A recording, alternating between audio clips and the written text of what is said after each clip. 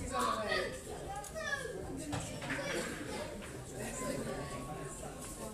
I will use the microphone just because the children are in the room today, aren't they? Thanks for coming back, everyone. Second day. We heard good things about yesterday, so I hope you all feel like that. Yes. Good. Slightly different day today, a bit more relaxed, because you see we've opened the back thing for the children, so it's going to be a bit noisier.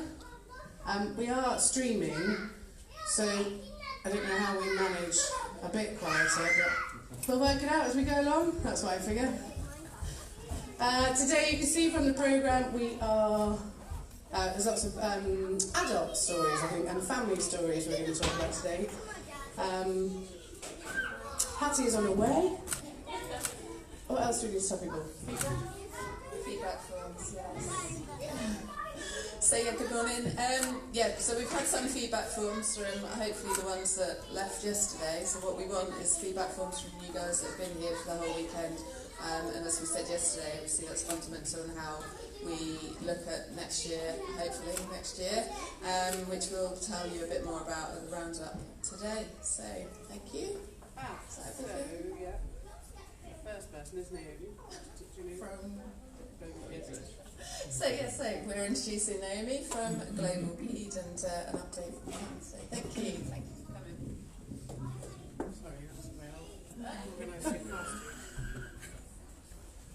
Random streaming.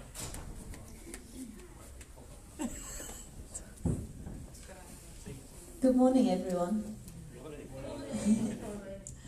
Thank you so much for inviting me here today, Greg and everyone. It's an absolute honour, So just a bit about my background. My name is Naomi Wright. I'm a paediatric surgery registrar, but I specialise in global health, specifically global children's surgery. So in terms of background, I'm currently doing a PhD in global health. I've previously done a BSc in international health out in the Gambia, and I've done a master's in global health and global surgery, and I'll tell you a bit more about our activities as I go through. So I'll tell you about anorectal malformation research on a global level, and also how that fits into other activities that we're doing to try and improve children's surgical care globally.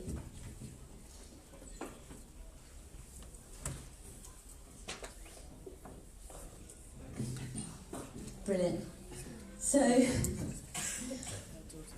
2015 was a big game-changing year for global health. So up until then, mostly when people thought about global health, it was all about infectious diseases, HIV, TB, malaria, and quite rightly so, but children's surgical care, and indeed surgical care in general, wasn't considered a global health problem until the Lancet Commission reported that 5 billion people, so 2/3 of the world's population, do not have access to safe, affordable surgical care when they need it. And indeed 2/3 of the world's children do not have access to surgical care. So that's 1.7 billion children without surgical care. So how does that affect children? Well, you can see this is a report from the Global Burden of Disease study. Congenital anomalies, or birth defects, have risen over the last 25 years to become the 5th leading cause of death in children under 5. So 1/3 of all infant deaths are caused from birth defects. That equates to about 500,000 deaths per year, and 97% of those deaths are in lower middle income countries.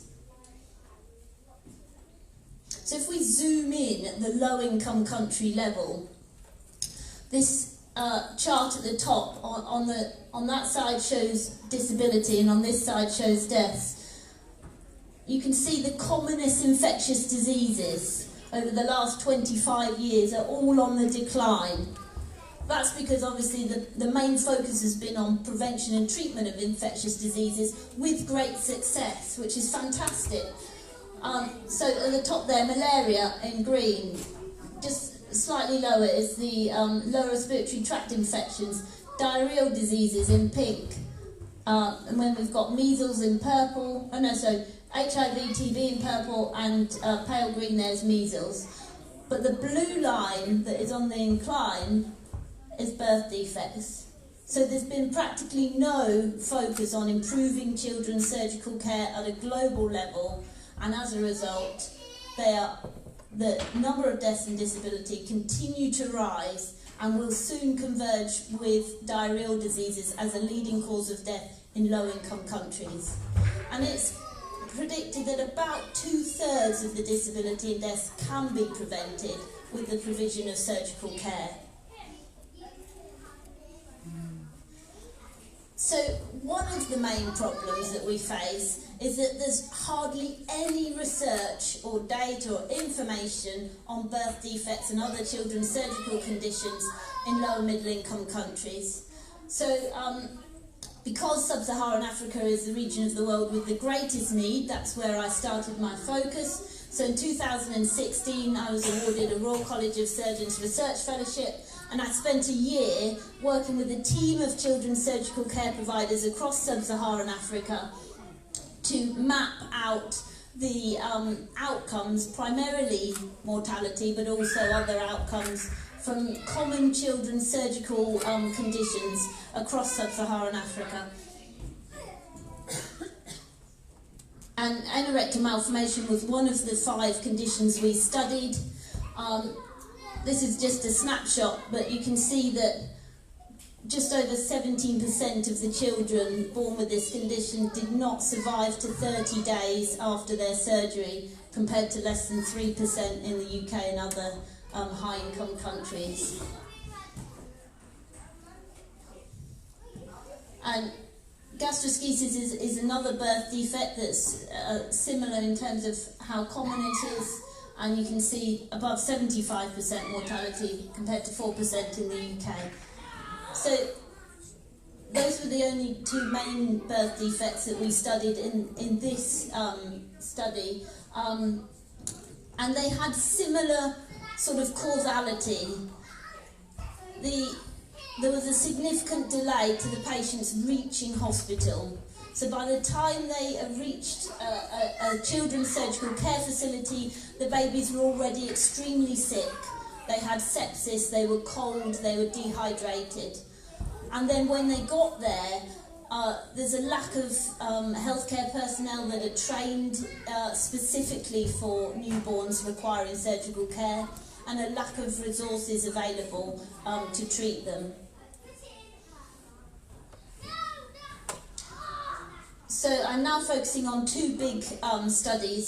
One is an interventional study across Sub-Saharan Africa trying to improve survival. It's focused on gastroschisis, but actually a lot of the interventions that we're implementing are generic interventions that will benefit patients with other conditions as well, specifically anorectal malformation, and we are actually collecting data, outcome data on all the patients that are born with anorectal malformation in those hospitals as well, to see whether our care package actually benefits those patients as well. So we're going out to all of the district hospitals, referral hospitals, implementing a very basic care package, so advocating for early diagnosis, keeping the babies warm, hydrated, getting them to the children's surgical care facility as quickly as possible, creating networks between the children's surgical facilities and those district hospitals. So there's communication between them, because at present, believe it or not, those centres don't have any main route of talking to each other. WhatsApp groups now are becoming more and more common, so we shall create WhatsApp groups between all of those centres.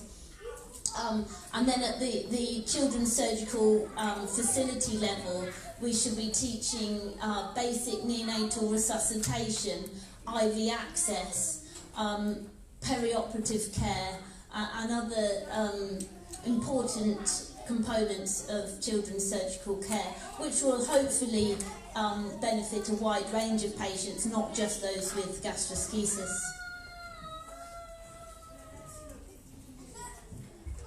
So this is the main reason I think why Greg kindly asked me to speak, is the global PaedSurg study. So the PaedSurg Africa study that I started with was just in Sub-Saharan Africa and contained 2 birth defects. We've now expanded that to form the global PaedSurg study. So we've got over 1,700 children's surgical care providers in 116 countries across the world, collecting data on 7 common birth defects, including anorectal malformation. So this is the first study of its kind. I'm sure it will be published in a high-impact journal and will be presented at multiple conferences across the world. And we aim to sort of elevate birth defects on the global health agenda. We needed the data in order to be able to do that, and that's what we're doing collectively. But also, through the research, we aim to identify factors that affect outcomes that can be modified to improve care in the different regions across the world. So we're going to be comparing the low, the middle and the high-income country settings. So how do those research projects fit into the wider setting and activities of how we're trying to improve children's surgical care? Well, I'm also part of the organising team for the Global Initiative for Children's Surgery, and research is just one of the 4 main strands of this organisation. The others are service delivery, infrastructure and training. So I'll just give you a little flavour of the other activities that we're doing. So to start off with infrastructure, I'll just sort of set the scene. So at the time that the Lancet reported that 5 billion people don't have access to surgery, they also set a target that by 2030, 80% of the population in each country of the world should have access to surgical care, bearing in mind that in some low-income countries, only 6% have access to surgical care at present. So this is a massive undertaking. The World Health Organization are agreeing that this should be a target. So in the same year, 2015, emergency and essential surgical care were incorporated into universal health coverage for the first time. So that means that the Ministry of Health in each country of the world should be incorporating surgical care into their national surgical plans, into their national health plans. Remarkably, up until recently, many low and middle income countries, if you look at their national health plan, there was very little surgery on it because the main focus was infectious diseases, prevention and treatment. And so for the first time, countries are producing national surgical plans which have the potential to exponentially scale up access to surgical care for their population. The problem was, at the time that this report came out, there were no guidelines on children's surgical care for the low and middle income country setting. So that's one of the main focuses for the Global Initiative for Children's Surgery, was to produce this document, which is the Optimal Resources for Children's Surgical Care document. And it details what is required for service delivery, infrastructure, training and research at every level of healthcare for low and middle income countries. And it has long detailed equipment lists and infrastructure lists, everything that is required to incorporate children's surgical care into the national surgical plans that are being produced. We're also working with numerous organisations. This is just one of them, Kids OR. So they've pledged millions of pounds to build children's surgical suites in up to about 50 low and middle income countries around the world. So why is this so important? So what we see in low and middle income countries often is that the paediatric surgeon or the children's surgeons are vying for theatre space with the adult surgeons, and children are often not prioritised. So there may be, in a week, half a day's theatre list for children, and so particularly neonates and newborns with congenital anomalies do not get prioritised, because in that setting they would rather treat an adult that is more likely to survive than a baby that has less chance to survive. And therefore, lots of the babies don't ever have access to surgical care because they're not prioritised on the theatre list.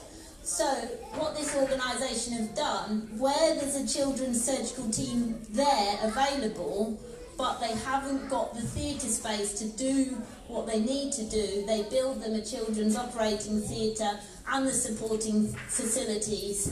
And where that's been done, the amount of operating and the amount of children that can be treated just goes up exponentially. So, for example, in Tanzania, in Dar es Salaam, there's the Muhimbili National Hospital. They've built one of these children's surgical suites. As I said, they had about half a day's operating per week before. Now they operate every single day of the week, including the weekends. They can do about 5,000 extra operations per year. They have cleared their 3-year backlog of a waiting list in 1 month. So it really does make a tremendous difference. Finally, I'll just touch on training. So this is a big problem as well. Severe deficiency in children's surgeons in the low resource setting, and not just the surgeons, anaesthetists that are trained in children, but particularly newborns, and also the nursing staff. So one of the initiatives that the Global Initiative for Children's Surgery is supporting is a training scheme. So this is an example in India, the Vellore teaching hospital in Vellore is extremely good. They have a team of children's surgical care providers that go out to rural regions and they train the adult surgical teams how to manage children's surgical conditions, but also then set up the network for the conditions that they can't manage. So, for example, in anorectal malformation, they'll be training the rural teams how to do a stoma to save the life of the baby when they're born, and to do their perioperative care, so safe anaesthesia for that baby and the ward care, so that their life is saved in those first few days, but then set up the link so that in the next months they can be referred to the teaching hospital and receive their specialist care for the more technical, pull-through procedure that requires the additional training. So that training scheme has worked very well in India, and we're now planning to expand it across the world.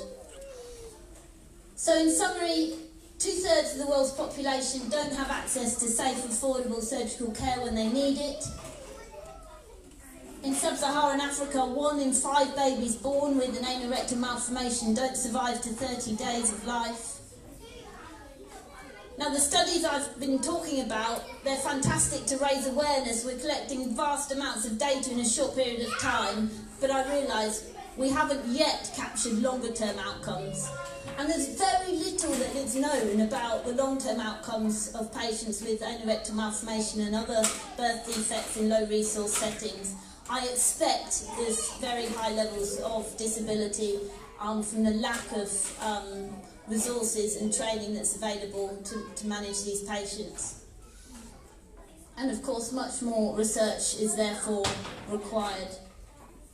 The other thing that is absolutely vital, incredible support groups such as this often don't exist in the low resource setting, and I know Greg's just been telling me about the 1 in 5,000 that's been set up for Africa, which is fantastic, and I think we need to really expand that, because there's so many parents that feel completely isolated and don't know where to turn, and if they have the opportunity to speak to others, I think it will change their world.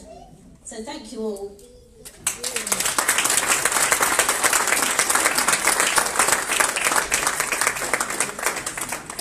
How many hospitals in the UK are part of the cohort study? Yeah, there's about 17 hospitals in the UK that are participating. So in the global PaedSurg study, of course, where there's a huge deficiency of data is the lower middle income country setting, but we have included the high income countries within the study for 3 main reasons really. One, it's an important comparison. so that we can look at, you know, the high-income country is the gold standard of what the lower middle-income countries should be able to achieve. Two, I think it's important to raise awareness. If all of the high-income countries are also participating in the study, those healthcare professionals have buy-in and they realise that the importance of the results and this huge discrepancies that exist around the world. And certainly there's still lots to be learned in high-income countries. There's never been a study this big in high-income countries either. And we will be able to look at the high-income country data from across Europe, from across America, from across China and other places and say, okay, so, you know, what aspects of care improve outcomes and what don't. And so we'll be able to learn a lot in those settings too.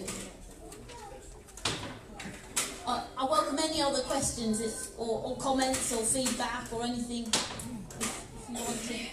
I was just really struck by the amount of follow-on care that children need, and how, you know, nothing can be put in place at the moment in low and middle income countries to make it possible for parents to afford the travel, to afford accommodation. You know, it's just like, even if the surgery's available. I mean, it just really broke my heart, actually, just thinking about then the follow-on treatment isn't really accessible. It is a major problem. Yeah. It's a major problem. So I was just saying to Greg, there's a family that contacted us from Cameroon, because I'm connected with all the surgeons. So one of the adult surgeons who also does children's surgery, because that's often the case in Sub-Saharan Africa, the adult surgeons do everything, so they also do the children's surgery. And he said to me that an adult surgeon had done a pull-through for a child, and the child was having such problems with soiling, it was ruining his life, couldn't go to school, completely stigmatised, ostracised from society. The family were desperate. What could we do? Could I find them a surgeon to rectify it? And it's not that easy, is it? As everyone will know, I can find them a surgeon. They're not going to be able to cure them, especially not with redo surgery and quickly. So I think support is so important. So I've managed to put that parent in contact with Greg so he can be in contact with everyone on the Facebook group. Of course, I have linked them up with a surgeon in South Africa, but the South African surgeon has been very honest. You can come and have the surgery, but there needs to be 6 months to a year of coming to clinic for bowel management training and all the other support that's required to really get a good outcome. So if you're planning to come for surgery, you need to plan to come for a good few months, and it's not cheap. And most of Sub-Saharan Africa cannot afford that. But I think what we can do now is provide support, advice, and that will make so much of a difference. Raising awareness, because there's still a huge stigma in Sub-Saharan Africa as well. Many babies born with birth defects may even not be taken to a healthcare facility, so it's really important. Is there a hidden incidence? Oh, we're not, I mean, where I've shown the survival rates or the mortality rates, that's definitely an underestimate, because we're capturing what the outcomes are when the patient actually gets to the surgical care facility for children. Many children will not get that far. Well, thank you for doing the work that you're doing. Well, thank you all for doing the work you're doing, because I think support, family support, is absolutely key, and that is something we can do through these Facebook groups, with all these meetings. If we can bring in those groups from the low resource setting as well, I think it will really help. It was good to hear about the sort of worldwide research project. Are the centres in the sort of first world countries offering practical support to centres in Africa and places like that? Yeah, so we are setting up, not in the global PaedSurg study yet, but in the Global Initiative for Children's Surgery, yes. So that organisation is formed by experts in the high, low and middle income country settings. and not just surgeons, anaesthetists, nurses, all the healthcare professionals that are required to care for patients, children that need surgical care. So yes, there's lots of collaboration that's going on there at that level. Thank you so much. Thank you.